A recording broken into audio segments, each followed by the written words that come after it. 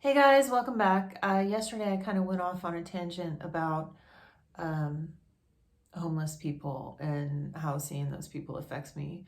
Um, but back to my court case. Eventually, my court case was settled. Even though the DA wanted to send me to prison for 2 years, I had a really good lawyer and he negotiated for, he had to negotiate a few times.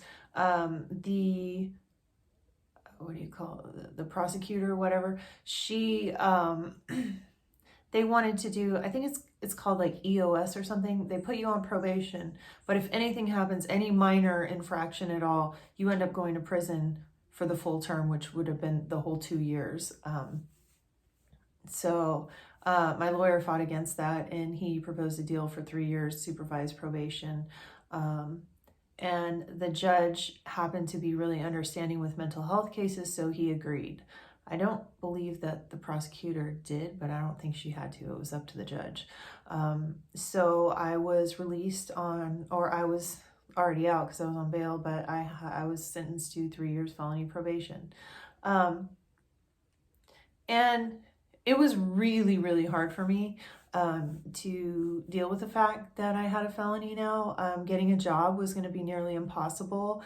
But that said, when I got out of jail in January of 2017, I was in no shape to work. I went through a severe depression. Um, Not nearly as severe as I was depressed. It wasn't, I don't want to say I went through a severe depression. I was really depressed. And I had a lot of, like I still do, a lot of really horrible memories and flashbacks. And probably for the first year, I really didn't like really leave the house. I kind of just binge watched stuff on Netflix. And then about a year later, my husband and I ended up moving. So we moved into a new place in a new city, and I started to slowly, probably after, I'd say it's so January 2007. It's probably been about 8 months since I started to feel like myself again, if that makes sense. Like I kind of just felt like I was like a zombie walking around, just kind of like going through the motions of life. And then probably about 8 months ago, I started to feel really like myself again. And the way that I deal with all of my stress is music.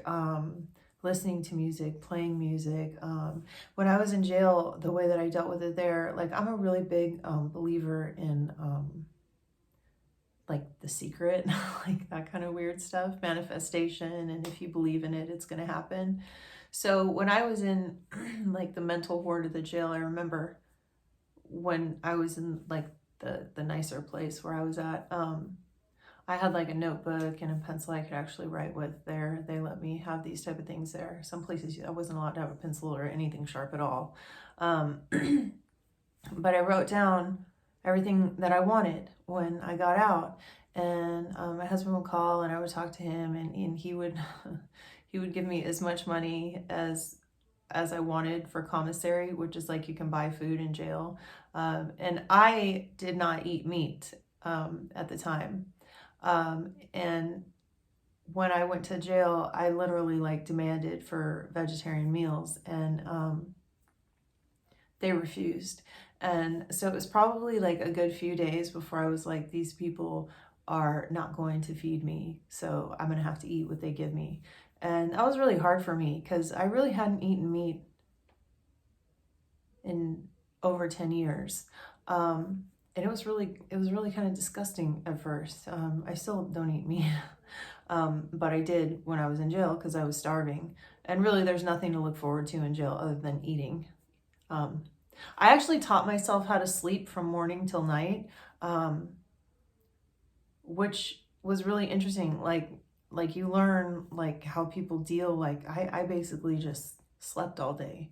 I would wake up in the morning to eat, go to sleep, wake up, eat again, maybe be awake for like an hour, go to sleep, wake up for dinner, and I pretty much slept probably like 20 hours a day. But yeah, um, it took me a while to get back to myself. Tomorrow I'm going to do like a recap video of everything. And then from there on, I'm just going to talk about like the crap that happens to me on a daily basis. Like the stuff that I have to deal with. Cause it happens.